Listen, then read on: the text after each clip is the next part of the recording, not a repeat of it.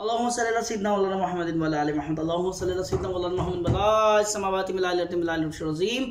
लाखों करोड़ों दुरूद सलाम मोहम्मद व आले मोहम्मद जिनकी वजह से पूरी कायनात को तख्लीक किया गया। अस्सलाम वालेकुम नाज़रीन, मैं हूं आपका होस्ट साहबजादा मोहम्मद जाहिद शेख फ़कीर हुसैनी। आप हमारा ऑफिशियल यूट्यूब चैनल सरकार जी मुल्तान शिफ आसान अली अशकीदिया देख रहे हैं। उम्मीद है खुदावंद मताल से आप सब लोग खैरियत से होंगे। जी नाज़रीन, आज का जो हमारा ख़ास टॉपिक है वो है कि हम अमल की ज़कात कैसे अदा करें। बहुत ही ख़ास मौजू है, इस वीडियो को एंड तक देखें, स्किप करने की ज़रूरत नहीं है ताकि आपको ऐसा ना कि कोई पॉइंट मिस हो और आप समझने से कासिर हो जाए। अमल की ज़कात किसकी दी जाती है, और ये भी बताता चलूँ कि अमल बग़ैर किसी इजाज़त के शुरू नहीं करना।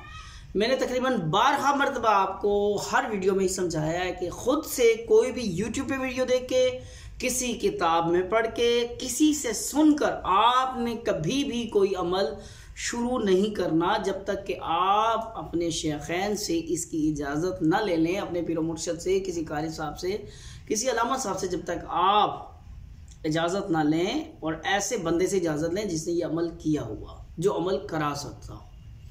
जब पहली शर्त ये है, जब आपको इजाज़त मिल जाए। अब इजाज़त से मुराद क्या है? अब इजाज़त से मुराद ये है, एक इलेक्ट्रिशियन अपने किसी भी बच्चे को 3 फेज में, जो बच्चा भी सीखने आया है, 2-4 दिन हुए हैं, जिसको सिर्फ स्टार्टर भी पकड़ने आया है, वो उसको 3 फेज में हाथ डालने बिल्कुल नहीं देगा। वो उसे मना करेगा कि बेटा अभी तुम्हें तारें जोड़नी आई नहीं है, अबे तुम्हें नेगेटिव और पॉजिटिव तार का पता ही नहीं है, और तुम अभी से एकदम से 3 फेज में जाओगे तो मरने वाली बात है। बिल्कुल इसीलिए कह रहा हूं कि अमल आपको वही करवाएगा जो जानता है। वो आपको देख के आपकी रहनुमाई कर सकेगा, वो आपको बता सकेगा कि कहाँ पे गलती है, इस गलती को फौरी तौर पे ख़त्म करो, इस गलती का अजाला करो। बिला वजह वीडियोस देखकर, बिला वजह किसी किताब से पढ़कर, बिला वजह किसी से सुनकर आपने कोई अमल नहीं करना। बेहतर है कि लोगों के पास जाया करें, सिर्फ कहा करें कि आप अल्लाह की बारगाह में दुआ कर दें हमारे लिए कि हमारा ये काम हो जाए। हाँ, अल्लाह की बारगाह है जहाँ किसी अमल, किसी वजीफे और किसी की नियत की ज़रूरत नहीं पड़ती। अल्लाह जब चाहे, जैसा चाहे, जितना चाहे नवाज दे। और हम ये जो हीले, बहाने, टोटके, अमल, वजीफे, मन्नतें, मनाजात, गुजारिशात, नवाफिल, रोज़े, ये सब किस लिए? ये भी तो अल्लाह को राज़ी करने का एक बहाना है कि अपने आप को गुनाहगार ठहराना। सिर्फ ठहराना नहीं, समझना, यकीन रखना कि हम गुनाहगार हैं। और अल्लाह को राज़ी करने के सब बहाने हैं कि कभी कहा जाता है कि आप इतने नफली रोज़े रख लें, कभी कहा जाता है नफल बराए हाजात पढ़ लें, तो कभी कुछ कहा जाएगा। मैं इस मौजू को यहीं समेटता हूँ। सिर्फ आज ये बात करेंगे कि अमल की ज़कात कैसे अदा की जाती है। पहली शर्त मैंने बता दी कि शेखैन की इजाज़त के बगैर आपने कोई अमल नहीं करना। जब आपको इजाज़त मिल जाए उसके बाद वो आपको जो अमल करा रहे हैं उसकी मुकर्ररा तादाद भी बताएंगे कि फ़ला वजीफ़ा आपने इतने दिन, इतनी मरतबा हर फ़र्ज़ नमाज के बाद, या सिर्फ बाद नमाज इशा या बाद नमाज मगरिब पढ़ना है। अब वो जो तादाद मुकर्रर करेंगे, वो जो वक्त मुकर्रर करेंगे, आपको उस वक़्त का तयन जो उन्होंने कर दिया है उस पर अमल पैरा होना पड़ेगा। ऐसा नहीं है कि आपके शेखैन ने आपके लिए मुकर्रर किया है इशा का वक़्त कि फ़ला वजीफ़ा बाद नमाज इशा मस्जिद में बैठकर आपने इतनी मरतबा ये पढ़ना है, और आप कहें कि मैं तो, बात की बात है, आपने वहाँ से इजाज़त ले ली बाद नमाज इशा और घर आके ये प्लान बना लिया कि नहीं जी इशा के बाद तो मेरा टाइम नहीं बनेगा, मैं ऑफिस से लेट हो जाऊँ तो मैं घर नहीं पहुँचूंगा, तो मैं ऐसा करता हूँ बाद नमाज फजर शुरू कर लेता हूँ।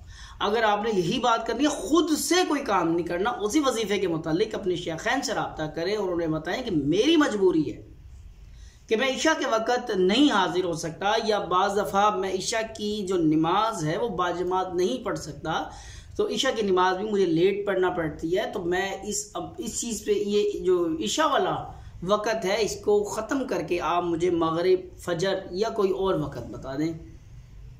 फिर वो आपको सजेस्ट करके देंगे कि आप अगर बाद नमाज ईशा नहीं कर सकते तो फ़लाँ वक़्त में कर लें। खुद से आपने वहाँ मान लिया कि ईशा का वक़्त है और यहाँ आके आपने फजर या ज़ोहर के वक़्त टांग अड़ा ली, ये गलती ना कीजिएगा। अच्छा, जो अमल मुकर्रर किया जाता है जो वक़्त मुकर्रर किया जाता है उसकी पाबंदी भी ज़रूरी है, उतनी ही ज़रूरी है जितनी आपकी वो ज़रूरत जिसके लिए आप वो वजीफ़ा कर रहे हैं, उतना ही ज़रूरी है उसकी पाबंदी। अगर आपको तादाद बताई है आपकी शेखैन ने कि आपने ये अमल 101 मरतबा पढ़ना है, तो ऐसा नहीं है कि आप उसे 99 या 110 मरतबा अपनी मर्ज़ी से, ऐसा नहीं है। जितनी तादाद मुकर्रर की है उतनी ही तादाद पढ़नी है, खुद से कमी या ज़्यादती नहीं करनी। जो वक़्त मुकर्रर किया गया है उसी वक़्त पे पढ़ना है, अपनी तरफ से कोई वक्त मुकर्रर नहीं करना। और इसी को इजाज़त बोलते हैं कि जिस काम की जितनी इजाज़त दी जाए उस पर उतना ही अमल पैरा होना है। खुद से एक तादाद यानी कि 99 अगर आपको कहा है, 99 का है, तो आपने 100 नहीं करनी। अगर 101 का है तो आपने 100 नहीं करना। जितनी बात कही गई है उस पर कायम रहना है। दूसरी बात, अमल की जो ज़कात दी जाती है, अमल की ज़कात के बहुत से तरीके हैं। सबसे पहला तरीका सदका ज़कात, ये भी अमल की ज़कात में आता है।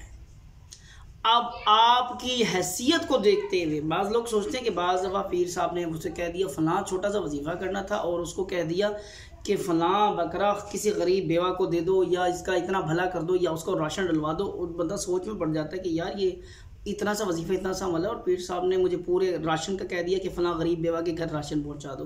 तो अल्लाह वाले जो होते हैं वो एक बात याद रखो, अल्लाह वाले आपकी जेब को देखते हुए लोगों का भला कराने की सोच रखते हैं।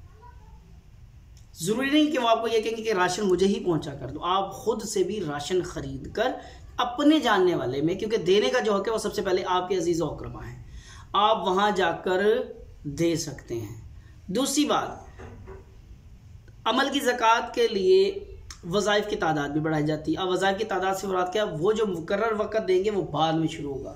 पहले आपको कहा जा सकता है कि आपने 1 लाख, बाज़ दफ़ा 1.25 लाख, इतने हज़ार, 10,000, 1,000 या 101 मरतबा। अब वो वज़ाइफ और उस अमल की बुनियाद पर तादाद मुकर्रर होगी जिसके लिए वो ज़कात आपको अदा करने का कह रही है। ये पैसे मैंने तादाद नहीं बताई कि इतने पैसे, ये आपको उस वजीफ़े की तादाद बताई है। बाज़ दफ़ा फ़लाँ वजीफ़ा कहा जाता है, फ़र्ज़ करें या वो दो मोहब्बत का है, शदीद किस्म की लड़ाई चली हुई है मियाँ बीवी की और नौबत तलाक तक आई हुई है, यानी कि कोई मामला किसी तरह सेटल नहीं हो रहा।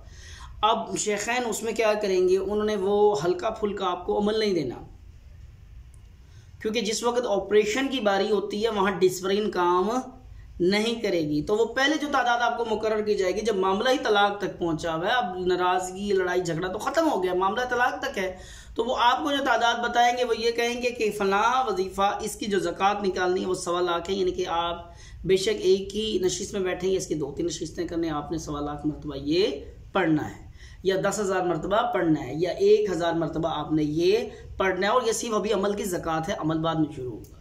अब ये वजीफ़े की ज़कात है, यह आपको अदा करनी पड़ेगी, कोई मुश्किल नहीं है, या वो कोई बड़ा वजीफ़ा नहीं है, बहुत ज़्यादा अल्फाज नहीं है, एक छोटा सा लफ्ज़ है और कसरत से पढ़ना है और लगातार पढ़ना है।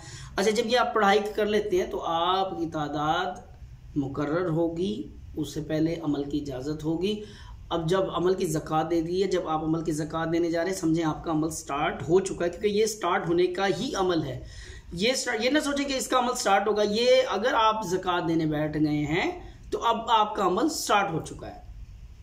दूसरा कि फिर एक और तरीका जो है, जिस तरह मैंने अपना एक तरीका रखा हुआ, 4 नफल बराए हाजात वाला।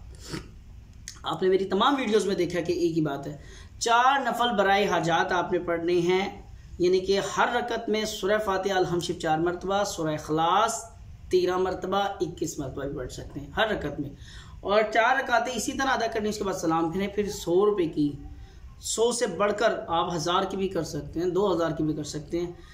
न्याज बना में हज़रत अली करमुल्लाह वजह किसी भी मीठी चीज़ पे हलवा बना लें, कुछ सेवियाँ बना लें, बच्चों को आपने गोली टॉफ़ी लेकर भी आप बच्चों में तकसीम कर सकते हैं। उसके बाद ये तो है मेरी तरफ से इजाज़त, आपके शेखैन जिस अमल की इजाज़त देते हैं आपको वही अमल करने का हक है और वही अमल आपको करना पड़ेगा, उसी तरीके से आपको अमल की ज़कात देनी होगी। अब वो ज़कात का तरीक़ेकार भी मुकर्रर होता है वज़ाइफ को देखकर। अब जिस तरह का वजीफ़ा है उन्होंने उसी तरह की ज़कात लेनी है। आपको 1.25 लाख भी कहा जा सकता है तादाद के लिए, आपको 10,000 भी कहा सकता है और आपको 101 मरतबा भी कहा जा सकता है। आपसे नफल बराए हाजात भी पढ़वाए जा सकते हैं या सदका खैरात भी कराया जा सकता है।